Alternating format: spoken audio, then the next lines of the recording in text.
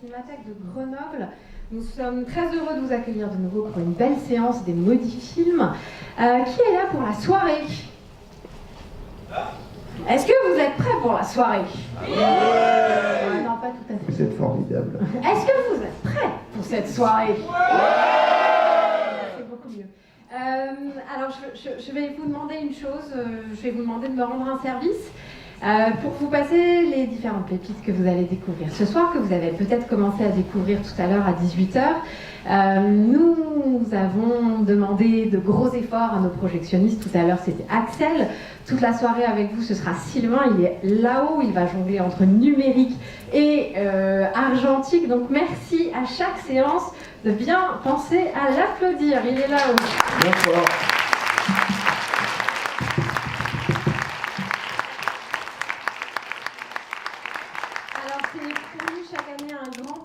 D'accueillir les Modifilms qui, voilà, est toute la semaine au cinéma Juliette Berthaud et avec les différentes associations partenaires. Mais voilà, nous à la Cinémathèque, on est très heureux de vous accueillir pour une longue nuit qui s'annonce pleine de découvertes. Avant de laisser la parole à Martin, qui est co-organisateur du festival, je voulais juste vous dire que pour ceux qui ont pu écouter tout à l'heure Jean-Pierre Andrevon et qui aiment son regard aussi sur le cinéma de science-fiction, et j'imagine que parmi vous, au-delà des Modifilms, vous aimez aussi le cinéma de genre, sachez que à la Cinémathèque, on fait très régulièrement un cycle qui s'appelle Retour vers le futur, programmé par Jean-Pierre Andrevon. Le prochain rendez-vous, ce sera le 12 avril avec une double séance consacrée à Roger Corman avec La chute de la maison Usher et La masque de la mort rouge. Donc vous pouvez noter d'ores et déjà dans vos tablettes. Pour vous prévenir de ça. Maintenant, il est temps de laisser la place aux Modifilms et je laisse Martin vous présenter la soirée à venir. Merci beaucoup, Martin. Merci beaucoup.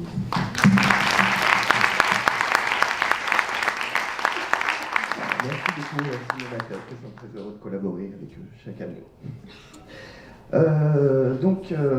Là, je suis un peu pris au dépourvu. J'avais un super discours et puis en fait, je suis un petit enfant de 5 ans qui est ses films préférés. Et vous êtes tous là ce soir. Franchement, merci. Merci énormément. Merci à la Cinémathèque. Et je voudrais dire un petit mot du coup à toute l'équipe qui nous a rejoints depuis le début, depuis un petit moment. Ils sont super. On a eu la team Sandwich qui a préparé pour la buvette tout à l'heure. C'est vraiment, ils courent tout. Merci les gars. Merci beaucoup. Ensuite, la revanche de King Kong, qui appartient à un genre bien particulier, qui est le kaiju. Et gars, je vais pas m'étendre dessus parce que sinon je vais m'embrouiller. Et voilà, je suis tout excité, c'est génial. Ce que j'ai récemment réalisé, en fait, alors que c'est quelque chose qui m'est évident depuis des années, c'est un genre cinématographique. Quand on commence à s'y intéresser, c'est pas qu'un simple intérêt, c'est on en tombe amoureux. On tombe amoureux de ces images-là, très particulières. Donc, je sais plus comment enchaîner. L'improvisation, c'est pas mon truc. Oui, j'y arrive. Et c'est un genre qui fédère énormément, c'est quand on tombe amoureux, c'est pour la vie, ça passionne, mais bizarrement, en me renseignant dessus, malgré l'amour fou qu'une communauté peut lui porter, c'est un genre, au final, assez peu discuté. Et heureusement, un homme merveilleux, gentil comme tout, adorable, a comblé ce vide en rédigeant un bouquin sur Ichiro Honda. Donc il sera en dédicace demain à la librairie aux merveilles. Allez-y. Ça y est, je sais plus comment enchaîner. Hey, Fabien Moreau. Viens.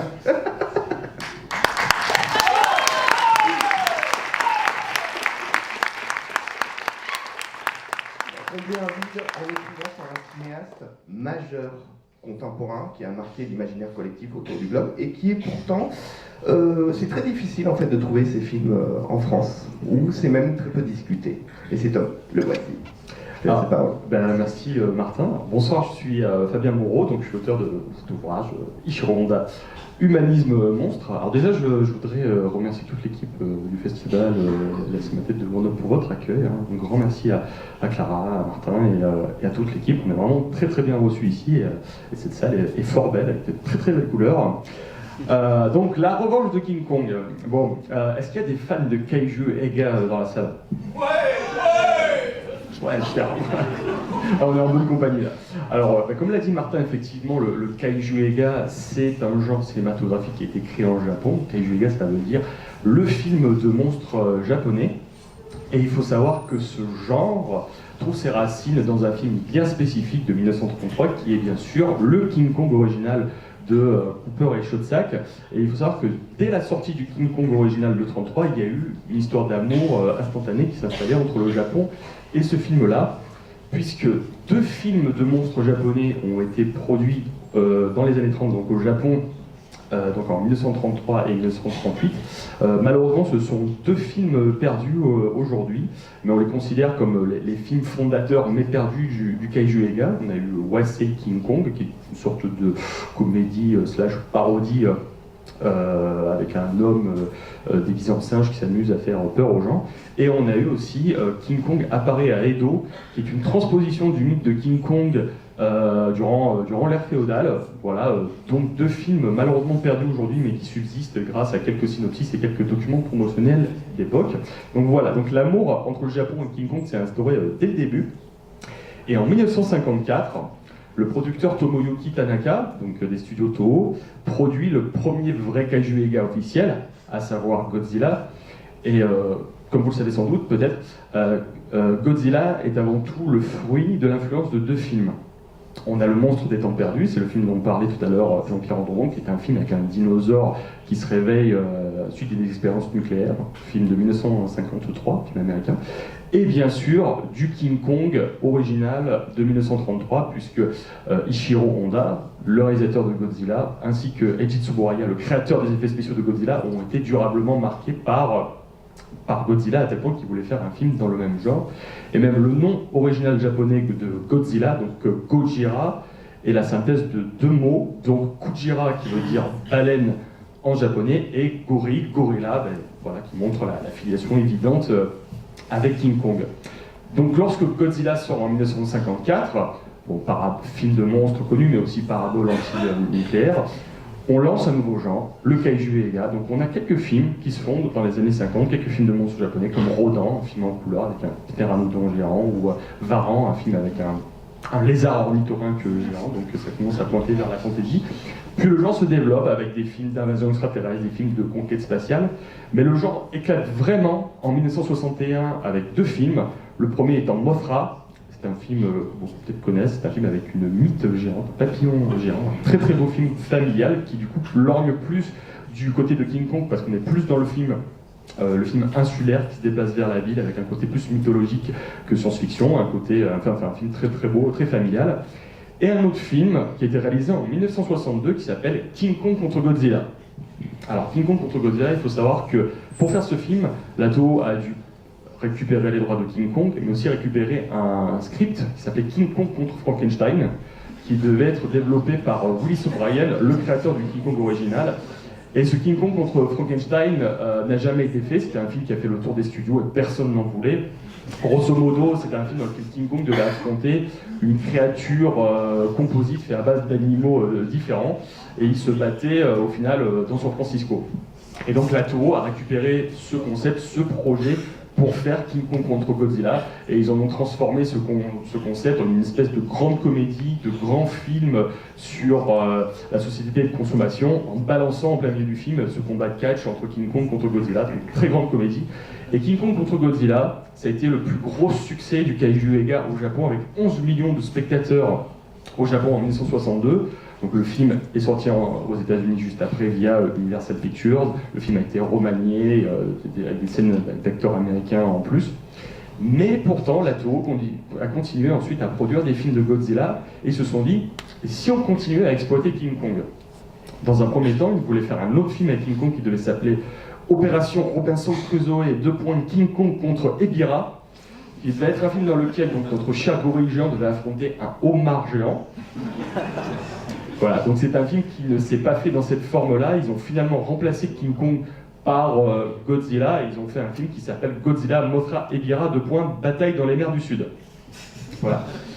Mais pourtant, la Toho ne lâche pas l'affaire, ils disent qu'il faut vraiment qu'on fasse un autre film King Kong, qui n'est pas une suite de King Kong contre Godzilla, mais plutôt un film standalone, un film autonome.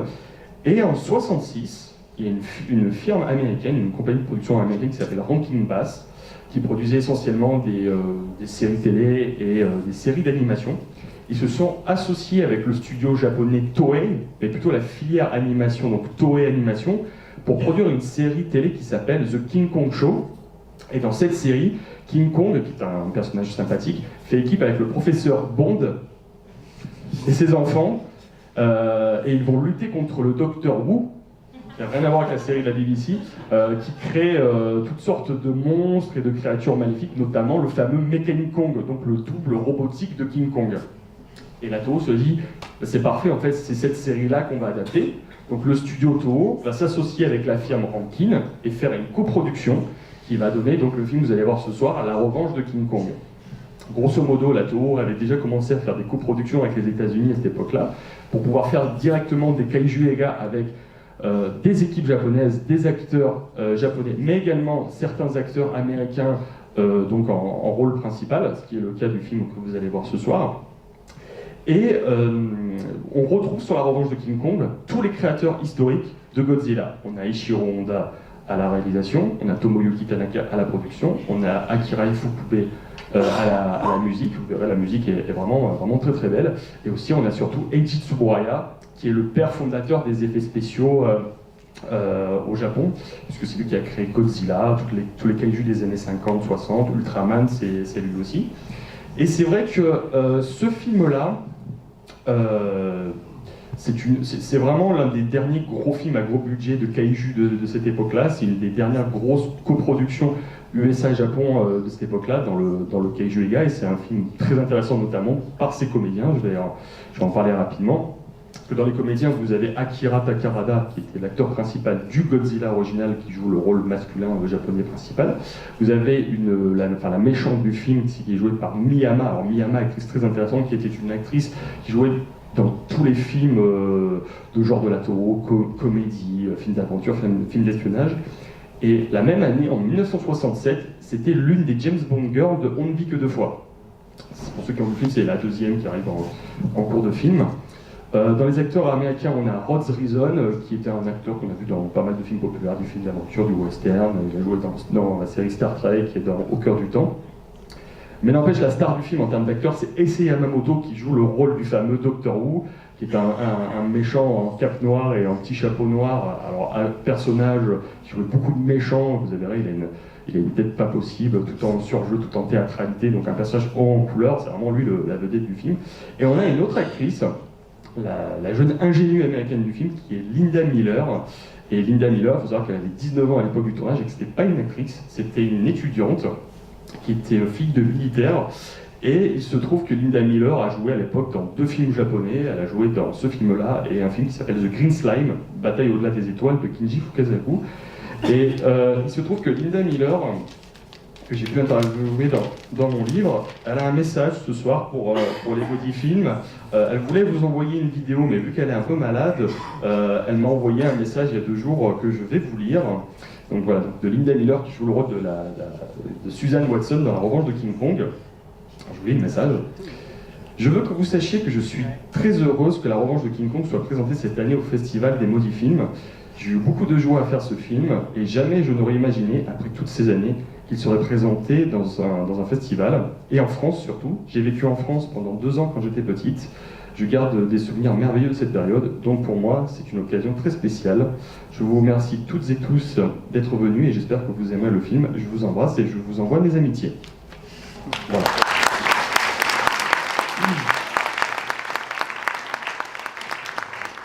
Alors, pour terminer, après je vous laisse regarder le film tranquillement. Alors c'est un film, vous verrez, qu'il faut prendre comme une espèce de représentant de l'esthétique très camp de l'époque. L'esthétique camp, c'est ce qu'on pouvait voir dans des séries comme la série Batman avec Adam West, donc on est vraiment dans un esprit très pop, très pulp, du pur divertissement. On n'est plus du tout dans les films durs des débuts où ce sont des paraboles anti-nucléaires. Donc là, on est vraiment dans un divertissement pur et dur, où on a une grande variété d'environnements. Vraiment, le film est surtout très spectaculaire pour son travail sur les décors en miniature, des maquettes où on passe d'un paysage polaire à un paysage tropical, à une grosse scène en ville, bien sûr, parce qu'il n'y a pas de Kaiju Eiga sans destruction urbaine.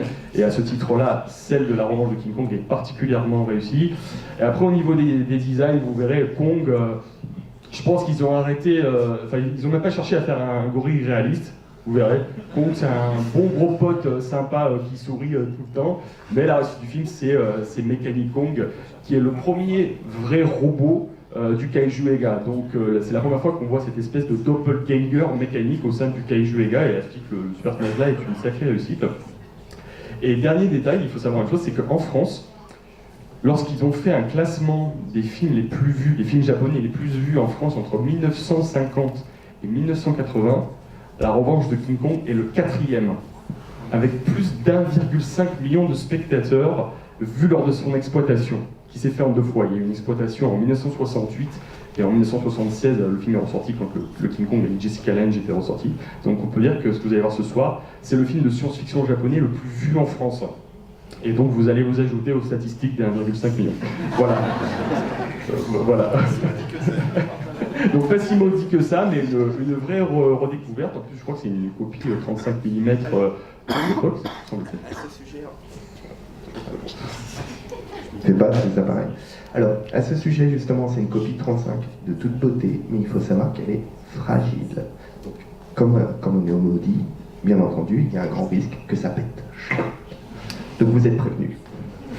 Je vous remercie, je vous souhaite un très bon film en compagnie de King Kong, Mechanic Kong et de tous les autres kaiju. Je vous remercie.